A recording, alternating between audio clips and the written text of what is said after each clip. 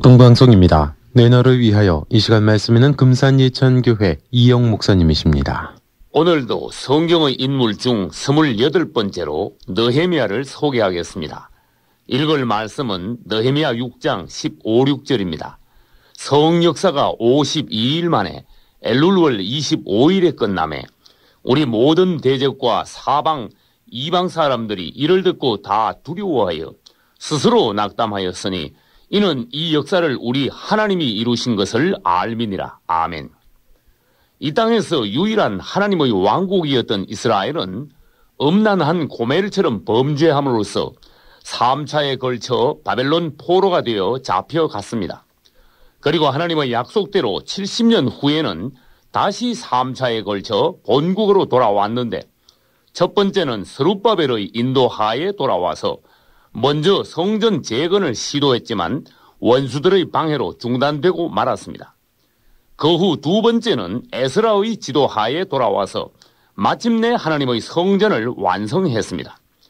그리고 세 번째는 느헤미야의 인도로 귀환하여 무너진 성벽을 재건함으로써 이스라엘은 다시 하나님의 왕국의 모습을 되찾게 되었습니다. 그러면 여기서 이스라엘의 역사와 오늘날의 성도, 즉 교회의 역사를 서로 비교하면서 하나님의 교훈을 찾아보겠습니다. 첫째, 이스라엘이 모세의 인도로 애굽에서 나왔듯이 우리도 참 모세이신 예수 그리스도를 따라서 사단의 권세와 세상에서 나왔습니다. 둘째, 이스라엘이 홍해를 건너므로써 완전히 애굽을 벗어났듯이 우리도 예수의 이름으로 세례나 침례를 받음으로 온전히 구원받게 된 것입니다.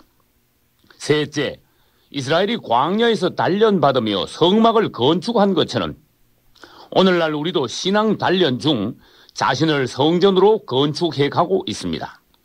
넷째, 이스라엘이 여호수아를 따라 가나안을 정복하고 기업으로 분배받은 것 같이 신앙 단련이 끝난 성숙한 성도는 온전히 그리스도 안으로 들어가서 좋은 땅이신 그분을 차지하게 되는 것입니다.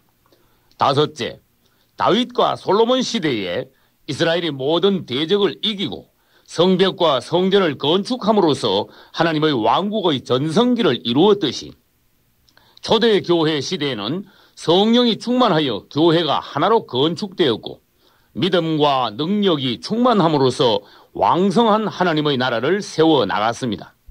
여섯째, 솔로몬 이후 이스라엘이 분열하여 서로 싸움으로써 약화되었듯이 초대교회 이후의 교회에는 이단 사상과 세상 철학과 잘못된 교리와 분파주의가 들어와 마침내 교회는 급격히 하락하기 시작하였습니다.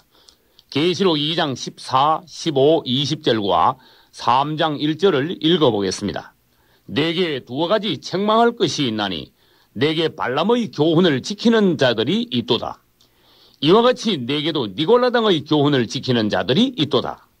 또 자칭 선지자라 하는 여자 이세벨을 내가 용납함이니 그가 내 종들을 가르쳐 꿰어 행음하게 하고 우상의 제물을 먹게 하는도다.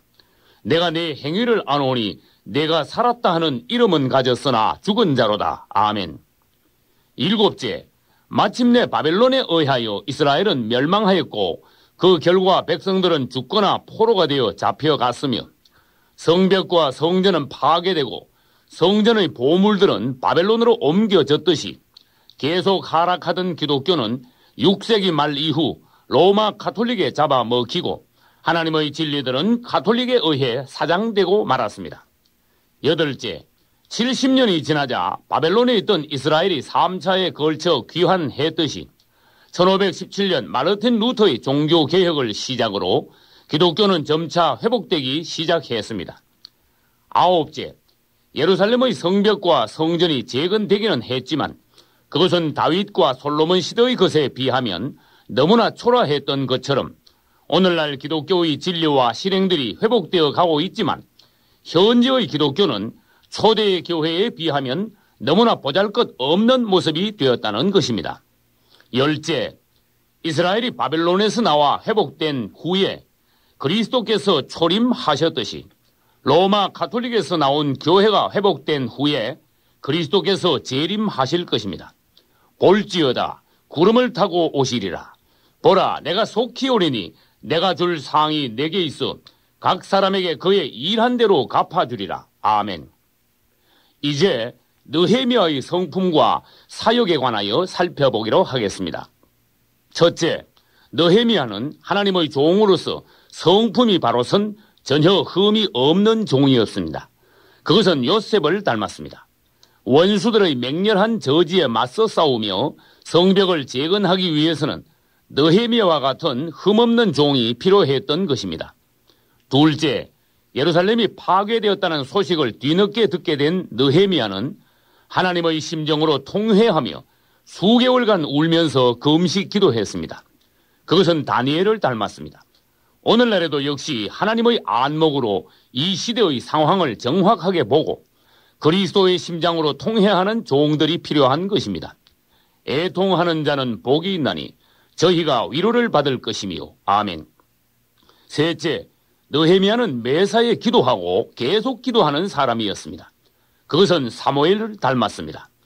느헤미야 1장부터 시작하여 마지막 13장 끝절까지 느헤미야는 일마다 금식하고 기도하며 계속 하나님께 간구하고 아뢰므로써 하나님의 막중한 사역을 감당할 수 있었던 것입니다.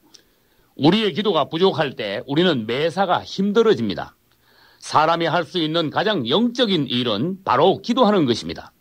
기도는 사단이 노리는 전략적 요충지입니다. 그리고 만약 우리가 기도를 소홀히 한다면 그것은 사탄이 크게 승리한 것입니다. 또 우리가 기도가 적다는 것은 우리가 하나님과의 교통과 하나님의 도우심을 그만큼 가볍게 여긴다는 것을 말합니다. 항상 기도하고 깨어있으라. 아멘.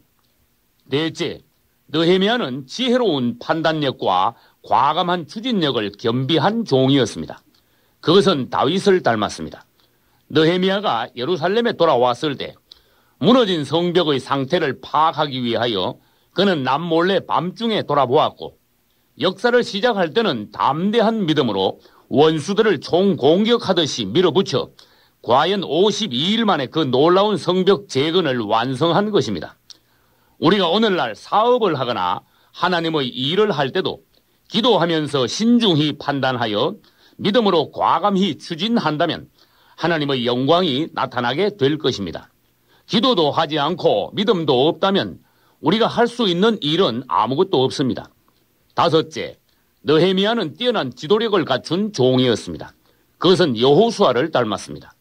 그의 탁월한 지도력으로 바벨론 포로에서 돌아온 소수의 이스라엘은 하나가 될 수 있었고 신속하게 하나님의 왕국의 기초를 다시 세울 수 있었던 것입니다.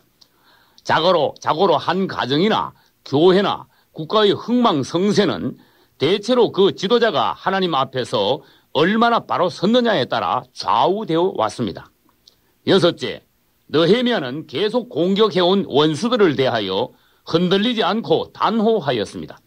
그것은 사드락과 메삭과 아벳느고를 닮았습니다. 그 당시 이스라엘을 대적한 자들은 호론 사람 산발랏과 암몬 사람 도비야와 아라비아 사람 게셈이었는데 느헤미야는 이들의 끈질긴 방해와 도전에 결코 굴복하거나 타협하지 않음으로써 뛰어난 하나님의 종의 본이 되었습니다. 그러나 요즘은 세상과 타협하고 사탄 앞에 굴복하는 그리스도인들이 너무나 많습니다. 일곱째, 느헤미야는 청렴결백하였습니다. 그것은 엘리사를 닮았습니다. 그는 유대 총독이면서도 10여 년 동안의 자신의 봉급을 하나님의 일과 백성을 구제하는 데 사용하였습니다. 당신이 물질에 있어서 깨끗하다면 당신의 믿음은 올라가고 영력은 더할 것입니다. 여덟째, 느헤미야는 백성들의 죄를 분명히 지적하고 철저히 다루어 처리하였습니다. 백성들을 착취하는 무리들과 안식일을 범하는 자들과 이방인들과 결혼한 자들을 보았을 때 느헤미야는 어물쩍 넘어가지 않고 즉각적이면서도 단호하게 책망하고 바로 잡음으로써 원수들에게 여지를 남겨주지 않았습니다. 그리고 도비야가 성전 한쪽 방을 자신의 방으로 차지한 것을 보고는 하나님의 분으로 그 방을 깨끗이 청소하였습니다. 아홉째, 느헤미야는 에스라와 함께 백성들을 하나님의 말씀으로 가르쳤으며 열째, 그는 드디어 이스라엘 재건의 기초를 완성하였습니다. 예루살렘 성벽은 하나님의 왕국을 예표하며 예루살렘 성전은 하나님의 집인 교회를 예표합니다. 너는 마음을 강하게 하고 담대히 하라. 두려워 말며 놀라지 말라. 내가 어디로 가든지 내 하나님 여호와가 너와 함께 하느니라. 아멘.